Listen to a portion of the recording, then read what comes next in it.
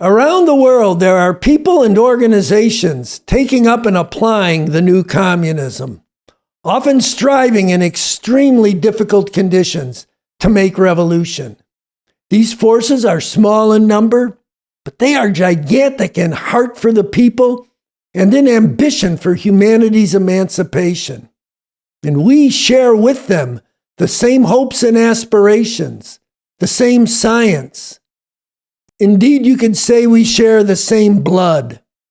This week, the website revcom.us posted the new book, ESPERANZA Revolucionaria, or in English, Revolutionary Hope. This book comes from the Revolutionary Communist Organization of Mexico, or OCR. The book announces its analysis and its intentions in the subtitle, New Possibilities Are Opening Up for Liberatory Revolution in the Midst of Acute Crises and Upheavals of the Capitalist System. It is urgent to organize to fight for revolution. And Revolutionary Hope goes on to make a basic analysis of the contradictions ripping Mexican society apart within the context of the larger world situation.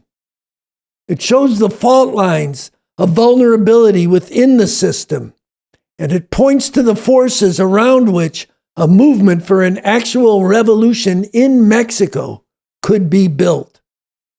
And it lays out some of the strategic ways for doing that. The OCR has been advocating for and calling on people to get organized for revolution against this system for a number of years. But this new book represents a very significant advance along that road. And think about that for a minute. Think about what it could mean if a force for revolution in Mexico began to gather and grow. Mexico is a society ripped apart by violence. Violence from the state, violence from the drug cartels, violence among different sections of the people. Activists and honest journalists are often murdered, and the culprits go unpunished. But Mexico is also a society in which masses are waging struggle, often heroic struggle, against all this, including most recently against the brutal oppression of women and the brutal repression by the police. Then think about how the U.S. and Mexico don't just border each other, but are intimately tied together. Think about or learn about the whole history and present-day reality of Mexico struggling under the thumb of U.S. imperialist domination. Think about the 130 million people living in Mexico. Think about the 11 million Mexican immigrants within the U.S. Think about people all over Latin America and all over the world who need to hear the news of revolutionary hope. And think about non-Mexican people within the U.S., constantly barraged by the media and the politicians with anti-Mexican poison, who need to know about this and be won to it. Think about the many people who can be challenged and inspired by this book. And among those many, think about those who can be won to come forward into this revolution. In the chapter of Basics entitled Making Revolution, Bob Avakian says this: "It is hardly conceivable that there could be a revolution in the U.S. which didn't at some point and in various ways significantly interpenetrate with and have mutual interaction and mutual influence with revolutionary struggles being waged by the people in neighboring countries, especially Central America." And of course, think what it would mean if a revolution actually succeeded or even came close to succeeding in Mexico. And if you can, for even a minute, see the potential embodied in this statement from OCR, you will want to join us in thinking of ways to get this out and get this known among those many who could potentially be very directly touched by this news. So many of whom lead lives of desperation, lives without hope, and so many others who genuinely care about what happens with Mexico and its people. Take initiative yourself and write to us with your ideas about what to do and your experience in doing it. The comrades in Mexico who have come out with this bold and substantive work have studied and applied the new communism brought forward by Bob Avakian, or BA, to the situation in Mexico. Indeed, they themselves have contributed important theory to the body of work of the new communism that can be read on the website Demarcations.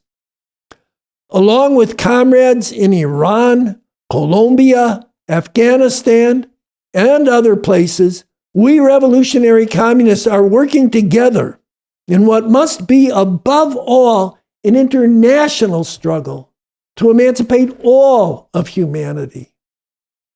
Internationalism is foundation to communism. That's been so since Karl Marx and Friedrich Engels, the founders of communism, issued their call in 1848, "Workers of the world, unite." The Communist Manifesto boldly declared that the exploited and oppressed of the world must recognize no boundaries. Instead, they have to see themselves as contingents in a worldwide cause. Today, that movement must be one that aims to uproot all traces of the division between a handful of imperialist oppressor nations and the vast majority of oppressed nations as part of getting to a whole different world, beyond borders, beyond armies, and beyond nations themselves. Today, this foundation of communism and internationalism has been qualitatively advanced. That is, it's been brought to a whole deeper level in both theory and basic orientation by the work of Bob Avakian. BA has brought forward a new theoretical understanding of what it means for the communist revolution to be fundamentally a world process. Go to revcom.us this week, not only to get your hands and eyes on revolutionary hope, but to get into both some of the foundational works from BA on internationalism and revolution, and some of the statements over the past period from other revolutionary communist forces around the world. All this has been gathered together on the site in easy-to-access panels. Finally, the principal duty of those of us who reside in the U.S. is to make revolution here as part of our contribution to world humanity and to support revolution all around the world. The key to making good on that contribution lies in digging into, not just once, but repeatedly, Bob Avakian's extremely important talk, Something Terrible or Something Truly Emancipating. Profound crisis, deepening divisions, the looming possibility of civil war, and the revolution that is urgently needed. A necessary foundation, a basic roadmap for this revolution.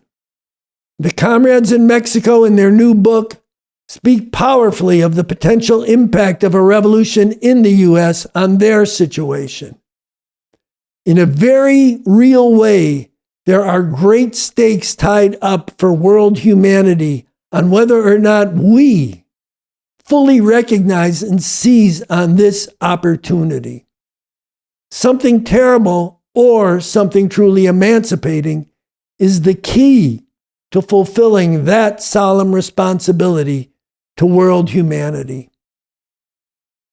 Finally, Bob Avakian and the work he has done does not just belong to people in the U.S. That work The new communism he's brought forward is the property of people around the world. And that work is ongoing. But the duty to defend this person, so crucial to the future of humanity, does disproportionately fall on those of us living in the belly of this monster. This past summer witnessed a serious escalation in attacks against BA. Attacks that appeared in a coordinated manner and stretched across the political spectrum, reaching into major media outlets. We have covered the battle against this on the show, exposing the moral and ideological rot and the political gangsterism at the heart of what these liars and slanderers have been doing. And we've talked about the great danger it poses. We've also begun to show the love that people from a wide range of backgrounds and a wide spectrum of beliefs have for Bob Avakian as part of taking the counteroffensive on this. The statements that were read on this show in the segment done by Pete last week are available as a standalone. Get them out to people, spread the love, and get people to engage and defend BA themselves. And get people to watch and engage this show, where we feature the work of BA every week. So again, a salute to the comrades in Mexico and the comrades around the world. And as a fitting salute, we'll close with this from Bob Avakian. There is an urgent need for this new synthesis of communism to be taken up broadly in this society and in the world as a whole.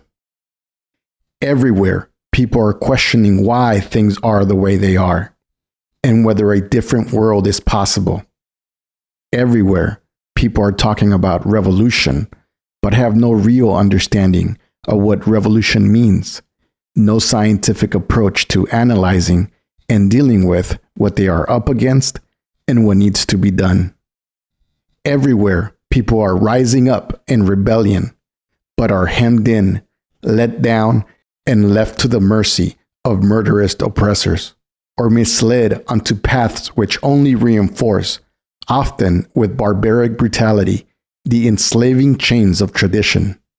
Everywhere, people need a way out of their desperate conditions, but do not see the source of their suffering and the path forward out of the darkness.